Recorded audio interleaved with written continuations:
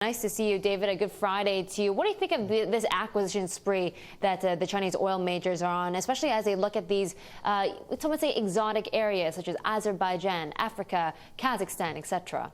Well, I think it's not just that they're going there because they want to. I think you've got to remember that to some extent they're going there almost because the government has asked them to do it. China looks at acquiring reserves almost as a strategic reserve. In America, they have holes in the ground, they pour oil into it. That's their strategic reserve. China has taken a view, let's buy reserves abroad. It helps our growth in demand for oil, but it also gives us some protection against upsets in the oil industry. So that's what you're really looking at. And it says that there is government pressure on them to do this.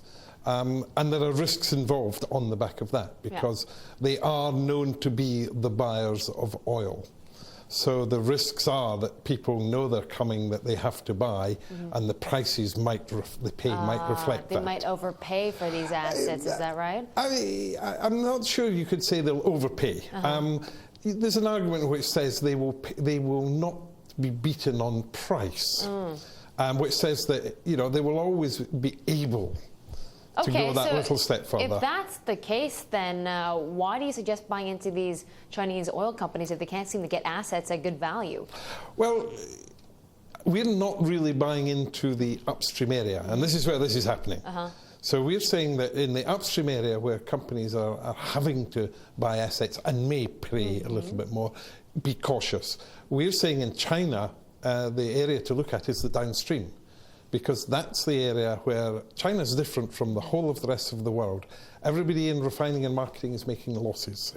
Outside China, they're making money, because they have their own pricing system. Well, yes, they do have their own pricing system, which is why some people say that refiners, especially in China, are handicapped because they can't determine what they charge at the pump to consumers.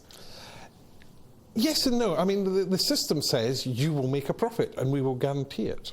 Now, if you have a refinery outside China, in December, you were making losses. Now, where would you rather be?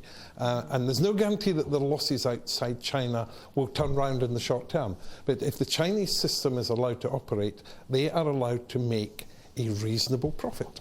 That's interesting, because Cnooc stock as a refiner fell a lot in the past 12 months. Actually, the gains aren't as good as, say, for the upstream players like PetroChina and Cnooc. So how does that make sense if you are allowed to make a profit, yet investors don't think you're making a big enough profit in China? Well, the problem is, do you believe they will continue to allow? And many people are saying, well, the Chinese government introduced this system, the Chinese government could take it away.